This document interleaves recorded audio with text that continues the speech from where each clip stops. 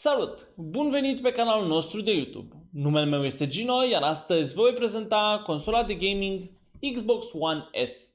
Și acestea fiind spuse, haideți să trecem la unboxing. Imediat ce descriem cutia consolei Xbox One S, suntem întâmpinați de consola în sine. De asemenea, în cutie se mai află un ghid rapid de instrucțiuni. Mai avem un controller, un set de baterii, un cablu de alimentare și, nu în ultimul rând, un cablu HDMI. Pe partea din spate a consolei se află gura de ventilație, precum și toată conectivitatea acesteia, dintre care putem enumera portul pentru alimentare, un port HDMI de ieșire ce va trimite semnalul consolei către televizor. De asemenea, mai avem un port HDMI de intrare ce va primi semnal video din alte surse. Avem două porturi USB, un port de extensie infraroșu ce îi va permite consolei Xbox One S să controleze alte device-uri ce folosesc tehnologia infraroșie.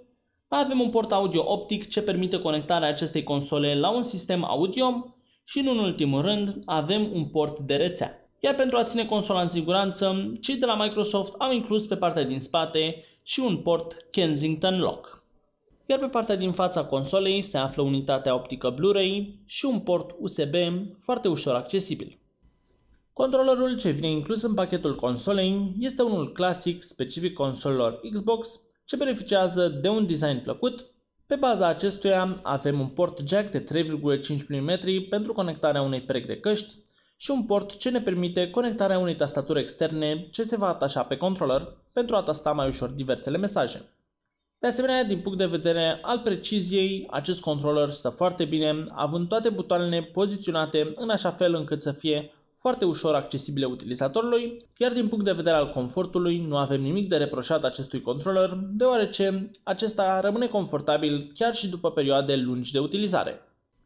Xbox One S este o consolă ceva mai compactă, ce beneficiază de aproape aceleași specificații ca fratele său mai mare Xbox One, venind la pachet cu un procesor creat special de AMD, un octa-core ce urcă în frecvență până la 1,75 GHz. De asemenea, avem un accelerator grafic AMD Radeon ce urcă în frecvență până la 914 MHz de această dată și mai avem și 8 GB memorie RAM DDR3. În cazul acestei versiuni, spațiul de stocare este de 500 de GB, dar acesta este mai mult decât suficient pentru instalarea jocurilor și aplicațiilor favorite.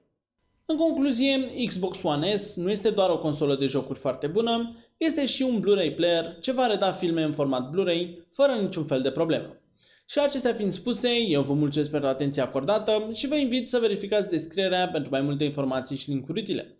Nu uitați să vă abonați în caz în care nu ați făcut-o deja și noi ne vom revedea cât de curând.